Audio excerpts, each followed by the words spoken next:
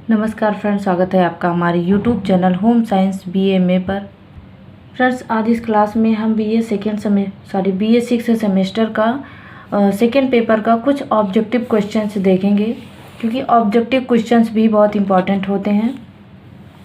तो हम इस वीडियो में पूरा सेकेंड पेपर का ऑब्जेक्टिव क्वेश्चन देखेंगे। तो इसमें हम देखते हैं कि शोधकर्ता अपने शोध की अंतिम चरण में किसको प्रस्तुत करता है या किस चीज़ को। जब लास्ट में जब उसका शोध रिसर्च कंप्लीट हो जाता है तो लास्ट में वो क्या प्रस्तुत करता है? शोध प्रत्यावेदन, जो उसका लास्ट में रिपोर्ट होती है उसको वो प्रस्तुत करता है। सामाजिक अनुसंधान का सबसे बड़ा महत्वपूर्ण कार्य है, क्या होता है? मानव उन्नति का आधार। जो सामाजिक अनुसंधान का मुख्य उद्देश्य होता है वो मानव उन्नति का आधार होता है, मतलब मनुष्य का उन्नति करना। उसके बाद अगला क्वेश्चन है, अनुसंधान का तात्पर्य किसी क्षेत्र में ज्ञान या पुष्टिकरण के लिए किया गया व्यवस्थित अनुसंधान है। ये परिभाषा पूछी गई है कि यह जो परिभाषा दी गई है किसके द्वारा दी गई है, तो ये परिभाषा जेम्स ड्रेवर ने दिया है। इनका जो परिभाषा है वो कौन सा है? आपने देखा परिभाषा, उसके बाद किसने दिया है? जेम्स ड्रेवर ने। उसके बाद अनुसंधान की विशेषता, जो हमारा रिसर्च होता है उसकी क्या विशेषता होती है? तो उसकी विशेषता तीनों होती है: अन्वेषण प्रक्रिया, सुव्यवस्थित अध्ययन, वस्तुनिष्ठता और उपयुक्त सभी। वस्तुनिष्ठता जो होती है वो विश्वास होती है। तो इस तरीके से अगर आप इस रिसर्च का पूरा टॉपिक हमने वीडियो में कवर किया है, इसमें हम खाली ऑब्जेक्टिव बताएंगे। तो अगर आपको ऑब्जेक्टिव क्वेश्चन से ना समझ में आए तो आप वीडियो को जाकर के पूरा देखेंगे तो आपको क्लियर समझ में आएगा। अगला है, किसी भी अनुसंधान की पहली अवस्था क्या होती है? सबसे पहले समस्या का चुनाव करेंगे, तभी तो उस पर हम रिसर्च करेंगे, उस पर अनुसंधान करेंगे। उसके बाद है अनुसंधान की अंतिम अवस्था क्या होती है? जो अनुसंधान की अंतिम अवस्था होती है, जितने भी स्टेप बाय स्टेप कार्य होते हैं उसको करने के बाद जो लास्ट में हम रिपोर्ट तैयार करते हैं उसको सबमिट करते हैं। उसके बाद अनुसंधान के सोपान क्या है? समस्या का चयन। सोपान मतलब सबसे पहले जो कार्य किया जाता है, तो सबसे पहले हम समस्या का चयन करते हैं। अनुसंधान की गुणवत्ता निर्भर करती है उच्च तकनीक के उपयोग पर। जितनी भी अनुसंधान में कार्य किए जाते हैं, सबसे ज़्यादा महत्वपूर्ण जो स्थान रखने वाला होता है वो उच्च तकनीक का होता है। उसके बाद इसमें हम देखेंगे सैंपलिंग के क्वेश्चन। जो सैंपलिंग वह होता है जिसके माध्यम से, जिसका सैंपल लेकर के हम अपनी रिसर्च प्रक्रिया को आगे बढ़ाते हैं। तो प्रतिदर्श या प्रतिचयन, सैंपलिंग का या सैंपल का अर्थ होता है प्रतिदर्श या प्रतिचयन। तो प्रतिदर्श या प्रतिचयन के लाभ होते हैं उपरोक्त सभी। इसके क्या लाभ होते हैं? समय व श्रम की बचत होती है, धन की बचत होती है और गहन अध्ययन भी हम कर सकते हैं। प्रतिदर्श या प्रतिचयन की सीमा या अलाभ क्या है? अलाभ का मतलब दोष हो गया। उसमें क्या दोष होता है? तो उसमें दोष होता है निम्न विश्वसनीयता, उसमें थोड़ी सी विश्वसनीयता की कमी होती है। निम्नलिखित में से कौन सा प्रतिचयन का गुण नहीं है? तो श्रम की अधिकता, जैसा कि आपने पहले क्वेश्चन में ही देखा, इसमें श्रम की बचत होती है। तो इसकी जो गुण नहीं है वो क्या है? श्रम की अधिकता। उसके बाद अगला है, किस प्रतिचयन को हानि की श्रेणी में नहीं रख सकते हैं? तो कम धन की आवश्यकता। ये अगर हानि की बात की जाए तो ये कहा जा रहा है कि हानि की श्रेणी में नहीं रख सकते हैं, तो कम धन की आवश्यकता। कौन सा संभाव्य प्रतिचयन का प्रकार नहीं है? तो जो उद्देश्यपूर्ण प्रतिचयन होता है ये संभाव्य का नहीं बल्कि असंभाव्य प्रतिचयन का प्रकार होता है। प्रयोग के लिए जो प्रतिदर्श आसानी से उपलब्ध हो जाते हैं उसे क्या कहा जाता है? उसे प्रासंगिक प्रतिदर्श कहा जाता है। उसके बाद अगला है, कोटा प्रतिदर्श का एक प्रकार है, जो कौन सा है? असंभावित प्रतिदर्श। जो असंभावित प्रतिदर्श होता है उसका एक प्रकार होता है कोटा प्रतिदर्श। उसके बाद स्तरित निदर्शन निर्भर करता है किसके ऊपर? दैव प्रतिदर्श के ऊपर ये निर्भर करता है। इसको आप वीडियो में देखेंगे तो आपको जरूर समझ में आएगा। अगला है, किस प्रकार के प्रतिचयन का दूसरा नाम संभावित प्रतिदर्श है? जो दैव प्रतिदर्श होता है उसका दूसरा नाम संभावित होता है। विविध गुणों वाले समूह को किस प्रतिदर्श द्वारा अध्ययन किया जाता है? जो स्तरित प्रतिदर्श होता है उसको विविध गुणों के समूह के द्वारा अध्ययन किया जाता है। उसके बाद स्तरित निदर्शन निर्भर करता है। जो दैव प्रतिदर्श होता है उस पर स्तरित निदर्शन निर्भर करता है। इसके बाद अब इसमें हम देखेंगे तीसरा जो टॉपिक होता है तथ्य संकलन या डाटा कलेक्शन। जो भी रिसर्च हम करते हैं, रिसर्च करने के बाद जो भी डाटा हमें एकत्रित होता है इसमें हमको वो पढ़ना है। तो इसमें हम क्या देखेंगे, प्रदत्तों के संकलन के उपकरण है तो सभी हैं, निरीक्षण भी किया जाता है, साक्षात्कार भी किया जाता है और अनुसूची भी की जाती है। उसके बाद अगला है द्वितीयक या प्रलेखीय तथ्यों के स्रोत हैं। कौन सा है, इसमें भी सभी है, डायरियाँ हो गई, पत्र हो गए, जीवन इतिहास, ये तीनों उसमें आवश्यक होते हैं। उसके बाद तीसरा हो गया, इसमें भी परिभाषा पूछा गया है, किसने कहा है, व्यक्तिगत प्रपत्र व्यक्ति के अनुभव की क्रमबद्धता प्रकट करते हैं। इसको किसने कहा है, पीवी यंग ने कहा है। सूचना या तथ्यों के प्रकार हैं, तो कौन से प्रकार हैं, जो प्राथमिक और द्वितीयक दोनों तथ्य हैं, वो दोनों तथ्य जो होते हैं सूचना या तथ्य के प्रकार होते हैं। अगला क्वेश्चन है, द्वितीयक तथ्य में शामिल है, क्या शामिल होता है, सभी, पांडुलिपि हो गई, पत्र हो गया, रिपोर्ट, तीनों शामिल होता है। सार्वजनिक प्रलेख है क्या, इसमें भी सभी है। सार्वजनिक जो सबके लिए होता है, कोई व्यक्तिगत नहीं, व्यक्तिगत किसी एक व्यक्ति के लिए होता है, और सार्वजनिक जो सबके लिए होता है। तो इसमें रिकॉर्ड हो गया, पत्र पत्रिकाओं की रिपोर्ट हो गया, प्रकाशित आंकड़े हो गए, तो इसमें भी सभी होते हैं। अब इसमें भी परिभाषा पूछी जा रही है, साक्षात्कार आमने सामने होने वाला वह वार्तालाप है जिसका उद्देश्य तथ्यपूर्ण सूचना प्राप्त करना होता है। यह परिभाषा चैपलिन ने दिया है। अगला क्वेश्चन है, संरचित साक्षात्कार को कहते हैं, इसमें भी दोनों आएगा, बंद साक्षात्कार और औपचारिक साक्षात्कार, इसमें भी दोनों होते हैं। अब यह है, साक्षात्कार का अर्थ वह साक्षात्कार है जिसमें अनुसूची का उपयोग किया जाता है। इसमें भी वही संरचित आएगा। अगला है, संरचित साक्षात्कार के लाभ हैं, इसमें तीनों होता है। इसमें परिशुद्धता भी होती है, सरल संकलन भी होता है और विश्वसनीयता भी होता है, इसलिए इसमें कौन सा ऑप्शन हो जाएगा, डी। अगला है, असंरचित साक्षात्कार को कहते हैं, इसमें भी तीनों हो गया, जैसे खुला साक्षात्कार हो गया, अमानव साक्षात्कार, अनौपचारिक साक्षात्कार, ये तीनों क्या हैं, ये तीनों असंरचित का है। अगला है, केंद्रित साक्षात्कार, इसमें कौन सा है, इसमें सी हो जाएगा, अर्ध संरचित साक्षात्कार। अगला क्वेश्चन है, किसने साक्षात्कार को मूल रूप में एक सामाजिक प्रक्रिया माना है, तो प्रोफेसर गुडे और हॉट दोनों ने इसको क्या माना है, सामाजिक प्रक्रिया। किसके अनुसार, ये भी एक परिभाषा है, व्यक्तिगत साक्षात्कार एक व्यक्ति को दूसरे व्यक्ति के साथ मिलता है, तो ये कौन सा हो जाएगा, सिन पायो यांग, ये इनकी परिभाषा है। अगला क्वेश्चन है, संकेंद्रित साक्षात्कार के सर्वप्रथम अनुयायी हैं, जो अकबर्न थे, ये सबसे पहले अनुयायी थे। साक्षात्कार की संचालन प्रक्रिया में कौन आमने सामने होते हैं, तो दोनों होते हैं, सूचनादाता और अनुसंधानकर्ता, जो सूचना को देते हैं, और दूसरे जो होते हैं वो अनुसंधानकर्ता, जो शोध कर रहे होते हैं। साक्षात्कार प्रविधि कैसी विधि है, तो ये होती है कि प्रत्यक्ष, जो हमें डायरेक्ट दिखाई देती है। अगला क्वेश्चन है, संरचित साक्षात्कार में किस प्रश्नावली का प्रयोग किया जाता है, उसे कहा जाता है, तो जो साक्षात्कार अनुसूची होती है उसे संरचित साक्षात्कार की प्रश्नावली में प्रयोग किया जाता है।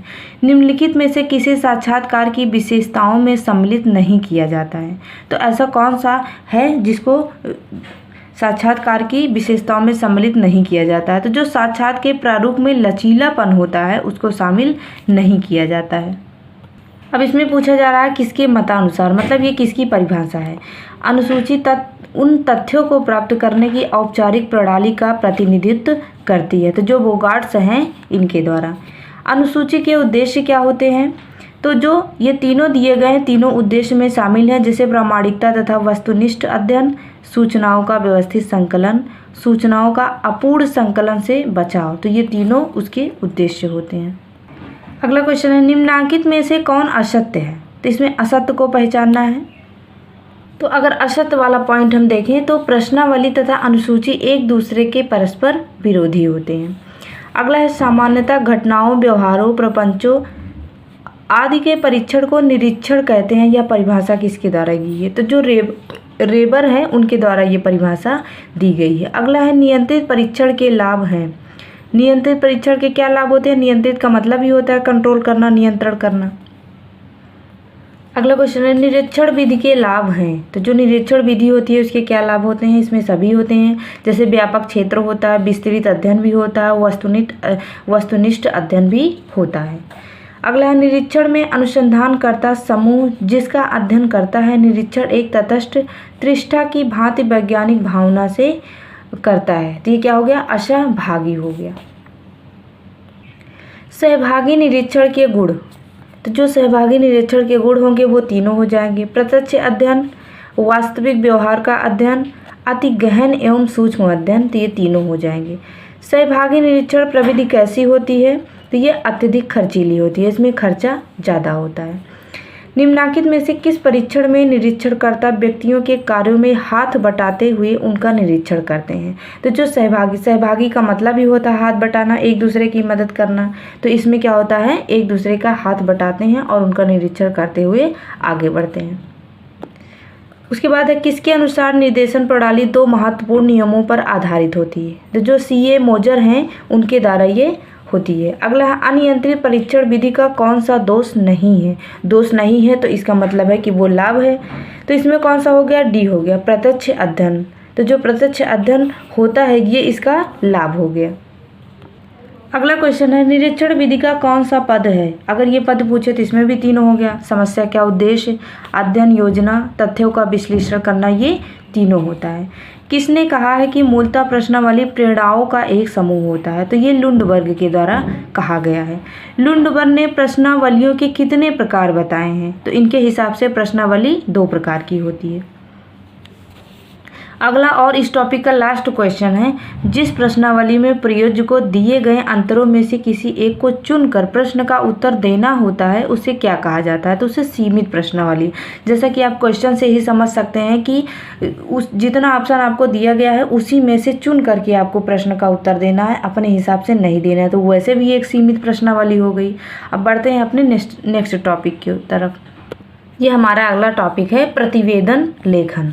तो अनुसंधान प्रतिवेदन से क्या तात्पर्य होता है? जो अनुसंधान की रिपोर्ट होती है, जो रिपोर्ट हम लास्ट में तैयार करते हैं उसको अनुसंधान प्रतिवेदन कहा जाता है। अनुसंधान प्रक्रिया का अंतिम चरण कौन सा होता है? तो रिपोर्ट तैयार करना। इसको हमने पहले भी बताया कि अनुसंधान जो किया जाता है वो एक चरण, स्टेप बाय स्टेप एक चरण के द्वारा किया जाता है।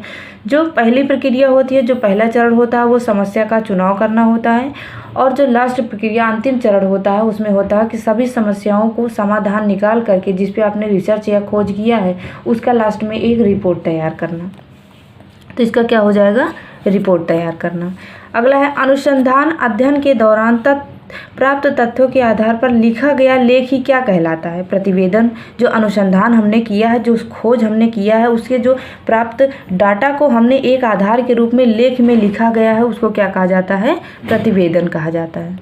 अगला क्वेश्चन है, अनुसंधान प्रतिवेदन के क्या उद्देश्य होते हैं? तो उद्देश्य इसके सभी हो गए, जैसे ज्ञान के विस्तार के लिए, अव्यवस्थित कार्यों को व्यवस्थित करने के लिए, निष्कर्षों की वैधता की जांच के लिए। भाई कोई किसी चीज़ की रिपोर्ट हम तैयार कर रहे हैं तो उसमें ये सारी चीज़ें होगी तभी तो उस रिपोर्ट की शुद्धता होगी। अगला है, संदर्भ ग्रंथ सूची क्या कहा जाता है? तो वो उन ग्रंथों की सूची जिनके आधार पर अनुसंधान कार्य किया जाता है उसको क्या कहा जाता है? संदर्भ ग्रंथ सूची। अगला क्वेश्चन है, शोध के सारांश को क्या कहा जाता है? तो उपरोक्त सभी, इसमें भी सभी, जैसे शोध का सारांश का क्या मतलब होता है? जैसे कोई चीज़ कंक्लूजन हम किसी टॉपिक का निकालते हैं तो उसी को सारांश कहा जाता है। तो इसमें समस्या का मूल हो गया, अंतिम रूपरेखा हो गया, और समस्या का नक्शा बनाना क्या हो गया? सारांश हो गया। अगला है, शोध रिपोर्ट लिखते समय शोधकर्ता को, तो इसमें देखेंगे उपरोक्त सभी क्या क्या बातें होती है। जैसे वाक्य के आरंभ में अंकों का प्रयोग नहीं करना चाहिए, अपनी रिपोर्ट को क्रमबद्ध विषयानुसार तथा तिथि के अनुसार ही लिखना चाहिए, तभी ये कंफर्म होता है कि ये किस दिन तथा किस टॉपिक पे किसके द्वारा प्रस्तुत की गई है। अपने अध्ययन की उससे मिलते जुलते शोधकर्ताओं से तुलना करनी चाहिए। तो ये सभी हो गया। इस टॉपिक का लास्ट क्वेश्चन है, शोध रिपोर्ट में बिब्लियोग्राफी दिए जाने का क्या महत्व होता है? जो बिब्लियोग्राफी होता है वो क्या होता है? जैसे यह उन लोगों की सहायता करती है जो कि आगे शोध कार्य करने में रुचि रखते हैं तथा समस्या का दूसरे कोण से अध्ययन करना चाहते हैं। तो जो बिब्लियोग्राफी होता है वो क्या होता है? शोध के बारे में पूरा डिटेल नॉलेज होता है, उनके लिए आगे चल के बहुत मदद करता है। जो शोध के में और आगे बढ़ना चाहते हैं, शोध से संबंधित कार्य करना चाहते हैं। अब इसके पहले हमारा शोध वाला टॉपिक कंप्लीट हो गया, जो पार्ट ए था। अब ये पार्ट बी है। इसमें हम देखेंगे जेंडर डेवलपमेंट, जो महिलाओं का विकास होता है, इसके बारे में इसमें देखेंगे। तो इसमें क्या है, ये कहावत किसके द्वारा कही गई, यदि आपको विकास करना है तो महिलाओं का उत्थान करना होगा। ये बात कहीं ना कहीं सही है कि अगर पुरुषों को शिक्षा दी जाएगी तो वह अकेले शिक्षित होंगे, लेकिन महिलाओं को शिक्षा दी जाएगी तो उससे उस परिवार में जितने लोग रहने वाले हैं सभी शिक्षित हो जाएंगे। तो महिलाओं का उत्थान करना होगा। महिलाओं का विकास होने पर विकास स्वतः ही हो जाएगा। यह कथन किसके द्वारा है, पंडित जवाहरलाल नेहरू के द्वारा कही गई है, जो कि बहुत सही कही गई है। अगला है identification of right of women. यह पुस्तक किसके द्वारा लिखी गई, तो लेडी बूस्टर क्रिप्ट के द्वारा ये पुस्तक लिखी गई है। अगला क्वेश्चन है, शिक्षा जानकारी या डिग्री के लिए नहीं, जीवन निर्माण के लिए जरूरी है। इसमें व्यक्ति के भीतर के सर्वोत्तम का विकास होता है। यह कथन किसका है, तो किसके द्वारा कहा गया, जो स्वामी विवेकानंद जी हैं उनके द्वारा ये कथन कहा गया है। अगला है, जिस माँ की छत्र छायाओं में जीवन निर्माण की शिक्षा मिलती है उसे अज्ञानता के अंधेरे में रखना सरासर अन्याय है। यह कथन किसका है, और ये महात्मा गांधी जी ने कहा है। अगला है, महिला शिक्षा से संबंधित समस्या है। जो महिलाओं को शिक्षित करने से संबंधित कौन कौन सी समस्या आती हैं। सबसे पहले गरीबी, आधुनिकीकरण का अभाव, उसके बाद है सामाजिक संरचना। तो ये तीनों जो समस्याएं होती हैं वो महिलाओं को शिक्षा देने में आती है, क्योंकि जो बालक होते हैं उनको किसी न किसी तरीके से शिक्षा मिल ही जाती है, क्योंकि आज के हमारे समाज में उनको प्रायोरिटी दी जाती है और महिलाओं को बाद में। अगर जैसे कोई भाई बहन होते हैं, अगर दोनों में किसी शिक्षा के देने की बात की जाए तो पहले प्रायोरिटी बालक को मिलेगी, बालिका को नहीं। तो इस सब तरीके की समस्याएँ आती हैं। उसके बाद अगला टॉपिक है महिला संगठन या सामूहिक शक्ति। जो महिलाओं का संगठन बना हुआ है या उनकी सामूहिक शक्ति कौन सी होती है। तो पहला क्वेश्चन है, महिला संगठन किस प्रकार के कार्य करती हैं। जो महिला संगठन है उसमें कौन कौन सी, जैसे शिक्षा से संबंधित, स्वास्थ्य से संबंधित, रोजगार से संबंधित, ये 3 ऐसे कार्य होते हैं जो महिला संगठन कार्य करती है। उसके बाद क्या है, अगला क्वेश्चन स्नेहालय है। स्नेहालय का क्या मतलब होता है, या किसकी ये एक गैर सरकारी संगठन होता है। जैसे बहुत सारे राष्ट्रीय और अंतर्राष्ट्रीय संगठन बनाए जाते हैं, कुछ सरकारी कुछ गैर सरकारी संगठन बनाए जाते हैं। तो जितने सरकारी संगठन होते हैं और कुछ बहुत सारे गैर सरकारी संगठन भी कार्य होते हैं, तो सबका उद्देश्य सिर्फ इतना होता है कि लोगों का विकास करना तथा उनका उत्थान करना। तो इस तरीके से ये कुछ गैर सरकारी संगठन भी होते हैं जिनका कार्य होता है महिलाओं का विकास करना या उनका उत्थान करना। अगला क्वेश्चन है, नारी वर्ग की कमजोरियों को दूर करने के लिए क्या प्रयास किए जा सकते हैं। तो इसमें हम प्रयास देख सकते हैं, जैसे समानता का व्यवहार व अधिकार प्राप्त हो। नारी की जो कमजोरियां हैं, जो हम महिलाओं की कमजोरियां हैं, उसको दूर करने के लिए क्या किया जा सकता है। समानता का व्यवहार, समानता मतलब स्त्री और पुरुष दोनों को समानता का अधिकार दिया जाए। उसके बाद है महिला अधिकारों का ज्ञान दिया जाए, कि जो महिलाओं का अधिकार होता है उसका ज्ञान दिया जाए, तभी महिलाएं अपना अधिकार समझ सकती हैं। उसके बाद अच्छा वातावरण दिया जाए। तो इस तरीके से प्रयास करने से जो महिलाओं की कमजोरियां हैं वो दूर हो सकती है। उसके बाद है अंतर्राष्ट्रीय महिला वर्ष का प्रारंभ कब से किया गया है।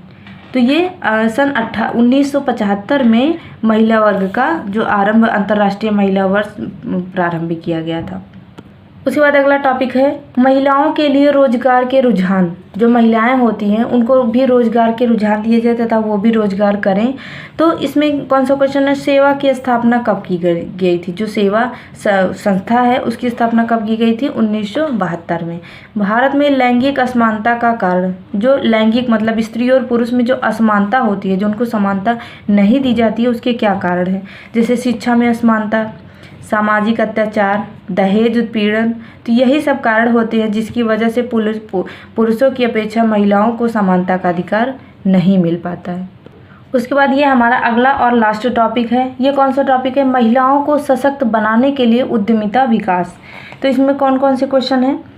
उद्यमिता से आशय समाज में नए उपक्रम स्थापित करने की सामान्य प्रवृत्ति से है। यह कथन किसका है, तो यह कथन जो है उदय पारीख तथा मनोहर नाडकर्णी के द्वारा कहा गया है। अगला है उद्यमिता की विशेषता है। तो उद्यमिता की कौन कौन सी विशेषता होती है, सृजनात्मक प्रक्रिया, नवाचार की योग्यता और प्रेरणात्मक प्रक्रिया, ये तीनों जो है उद्यमिता की विशेषता होती है। अगला क्वेश्चन है, भारत सरकार के नीति आयोग ने भारत में महिला उद्यमिता हेतु परिस्थिति को विकसित करने की योजना प्रारंभ की है। निम्न में से वो कौन सी योजना है? जो नारी उद्यमिता के लिए योजना जो चलाई गई है तो वो महिला उद्यमिता मंच, यही योजना है। अगला है, महिला उद्यमिता दिवस प्रतिवर्ष कब मनाया जाता है? तो 19 नवंबर को। 19 नवंबर को और भी कई सारे दिवस होते हैं, तो उसी में एक दिवस ये भी होता है महिला उद्यमिता दिवस। तो फ्रेंड्स, इस तरीके के सेकेंड पेपर का जो 8 यूनिट थी, हमने 8 यूनिट के जो बहुविकल्पीय क्वेश्चन थे हमने कवर किया है। इसके अलावा भी हम इसका जो डिटेल में है, डिटेल्ड की हमारी क्लास चल रही है, आप सारी क्लास को देखें, वीडियो को पूरा देखें और ज़्यादा से ज़्यादा शेयर करें। वीडियो देखने के लिए धन्यवाद।